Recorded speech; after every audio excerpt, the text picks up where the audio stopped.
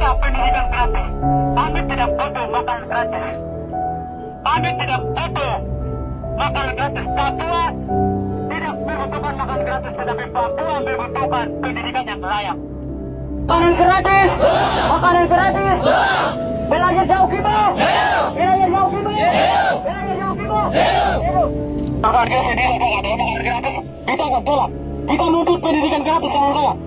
Makanan belajar, makanan gratis, makanan gratis, makanan gratis. Hari ini kita tolak makanan gratis. Kita nuntut di pemerintah itu harus kita pendidikan gratis. Makanan gratis tidak bangkang. Teman kelas ini.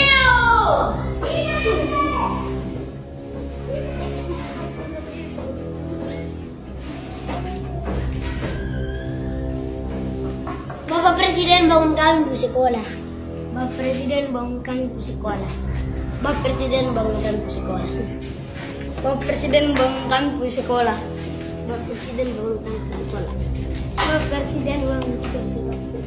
Bapak Presiden bangun kita sekolah. Bapak Presiden bangun kita sekolah. Bapak Presiden bangun kami sekolah. Bapak Presiden sekolah. Oke, semua sama-sama. Bapak Presiden.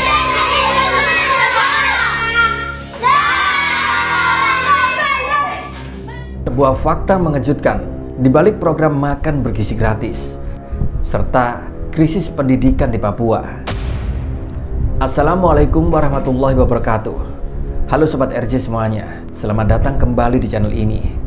Dan kali ini kita bakal ngebahas sebuah isu yang penting serta menggugah hati. Bagaimana mungkin di era modern seperti sekarang ini masih ada ratusan ribu anak di Papua yang tidak bisa menikmati hak dasar mereka, yaitu untuk bersekolah. Sementara itu pemerintah malah sibuk memperkenalkan program makan bergizi gratis yang begitu kontroversial. Ada apa sebenarnya di balik semua ini? Mari kita kupas tuntas kasus ini. Aspirasi kami kepada dinas pendidikan. Jadi untuk teman-teman semua, mari kita bersama-sama ajukan aspirasi kami di dinas pendidikan teman-teman. Kami murni dari anak sekolah, tidak dari siaran.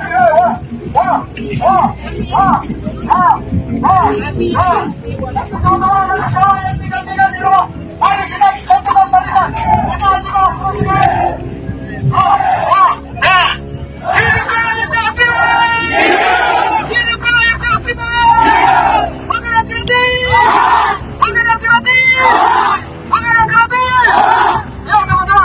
Tujuan kami telah makanan gratis. Kira-kira tidak membutuhkan makanan gratis, teman-teman.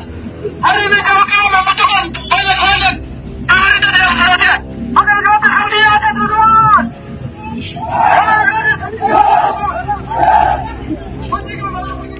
Bayangin sob, di tengah kondisi pendidikan yang sudah carut marut, para pelajar di Papua justru mereka turun ke jalan. Mereka bukan menuntut fasilitas mewah, melainkan menolak program makan bergizi gratis atau MBG.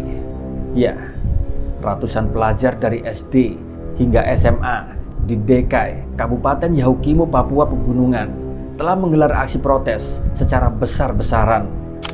Spanduk-spanduk mereka pun bicara dengan lantang, kami tolak MBG, kami pilih pendidikan. Lalu apa kata pemerintah? Menteri Pendidikan Dasar dan Menengah Abdul Mukti menyebut bahwa program ini masih baru dan butuh evaluasi. Tapi apakah ini cukup sebagai jawaban? Faktanya, banyak pihak menilai bahwa program ini hanyalah sebuah solusi instan tanpa memperhatikan akar masalah yang sebenarnya. Aksi demo yang dilakukan oleh belajar siswa Kabupaten Yahukimo terhadap pemerintah kolonial Republik Indonesia, dalam hal ini pemerintah di bawah pimpinan Komandan Prabowo Subianto, direncanakan untuk memberikan makan gratis yang ditolak oleh ribuan siswa Kabupaten Yahukimo. Hari ini selain tanggal 1-2 Februari tahun 2025.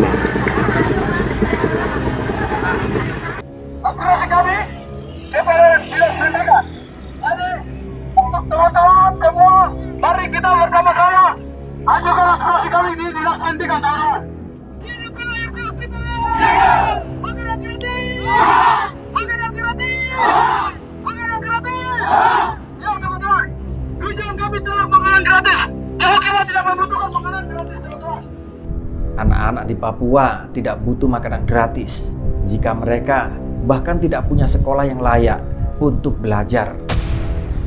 Komite Nasional Papua Barat atau KNBP wilayah Numbe bahkan menyebut bahwa program MBG adalah sebagai upaya sistematis untuk melemahkan daya pikir anak-anak sekolah. Bukankah ini ironis? Di saat dunia berlomba-lomba menciptakan generasi cerdas, di sini kita malah disuguhi narasi bahwa makan bergizi lebih penting daripada pendidikan berkualitas. Nah, kalau tadi kita bicara soal program MBG, sekarang mari kita lihat fakta lain yang tentu saja lebih menyakitkan. Di bawah kepemimpinan Presiden Prabowo, anggaran pendidikan tahun 2025 telah dipangkas sebesar 8 triliun rupiah. Bayangkan, dari 33,5 triliun rupiah menjadi hanya 25,5 triliun rupiah.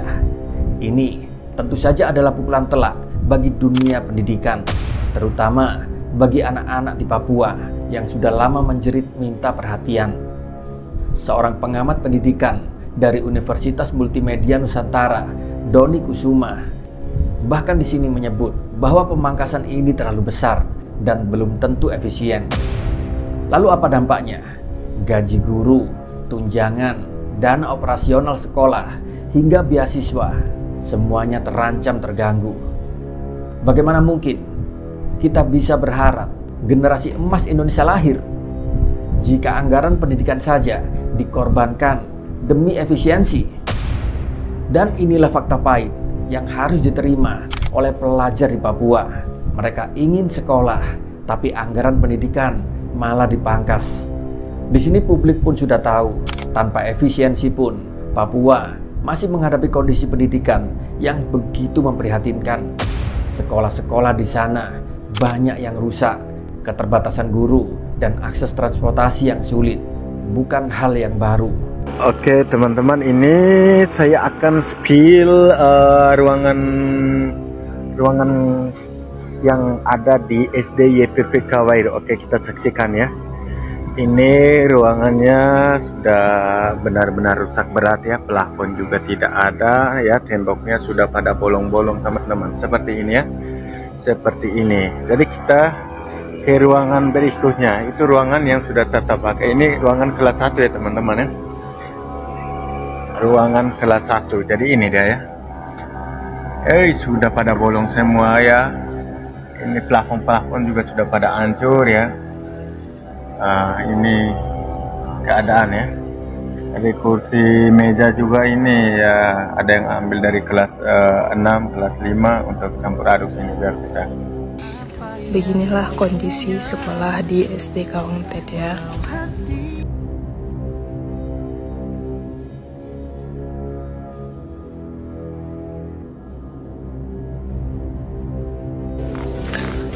Sekolahnya belum tidak layak untuk dipakai ya, tapi anak-anak di sini rajin sekali untuk ke sekolah. Begini kondisi ruangan sekolah di SD Kawangted ya. Bukankah ini ironi besar di negara yang katanya ingin maju? Sekarang kita masuk ke fakta yang lebih miris lagi. Akademisi Universitas Papua, Dr. Agus Sumule mencatat bahwa ada 620.000 anak usia sekolah di Papua yang tidak bersekolah. Jumlah ini tentu saja setara dengan populasi satu kota besar. Data ini bukan data rekayasa, tapi adalah hasil riset serius.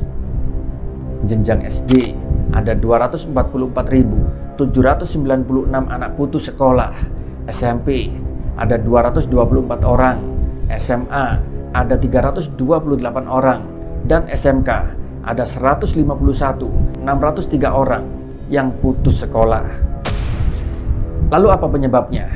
Keterbatasan guru, kondisi geografis yang sulit, hingga konflik sosial menjadi faktor utama. Tapi apakah ini alasan bagi pemerintah untuk diam saja? Dr. Agus Sumule bahkan menyebut ini sebagai pelanggaran HAM berat karena bertentangan dengan pasal 31 Undang-Undang 1945 yang menyatakan bahwa setiap warga negara berhak untuk mendapatkan pendidikan. Dan inilah bom waktu bagi negeri ini. Jika tidak ditangani secara serius, 620.000 anak-anak ini bisa menjadi penyumbang penyakit sosial di masa depan.